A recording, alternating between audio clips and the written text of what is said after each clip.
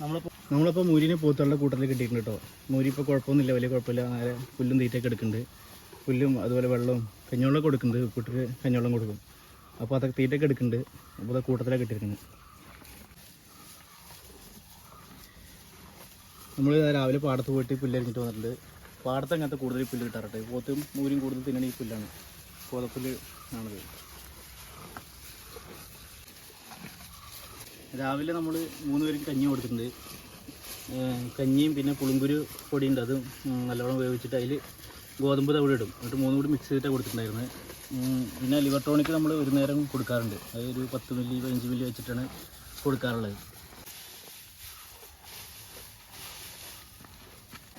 നമ്മൾ രാവിലെ കഞ്ഞി കൊടുത്തു കഴിഞ്ഞാൽ പിന്നെ ഒരു 10-20 മിനിറ്റ് കഴിഞ്ഞാൽ പുല്ലിട്ട് കൊടുക്കും. പിന്നെ വയറ് നിറച്ച് ഫുള്ള് പുല്ലിട്ട് കൊടുക്കും. ഏകദേശം ഒരു 12-12:30 ആകുമ്പോഴേക്കും പോത്തുകൾ ഒന്ന് കിടക്കാൻ തുടങ്ങും.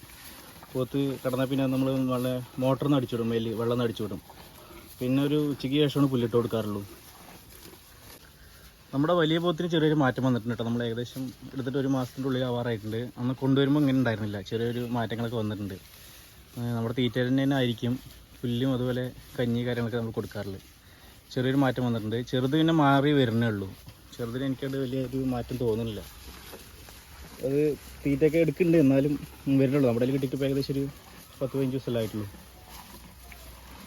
പിന്നെ നമ്മുടെ മൂരിയും പോത്തുള്ള അത്ര ഏകദേശം നല്ല തീറ്റ എടുക്കുന്നുണ്ട് കേട്ടോ.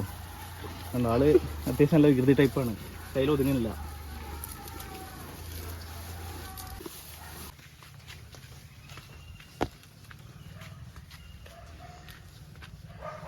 അപ്പോൾ രാവിലത്തേന് കുറച്ച് പണികളൂടെ ഉണ്ട്. സാധാരണ ഒരു 1-2 ദിവസത്തേക്കുള്ള പുല്ല് നമ്മൾ സ്റ്റോക്ക് ചെയ്യാറുണ്ട്.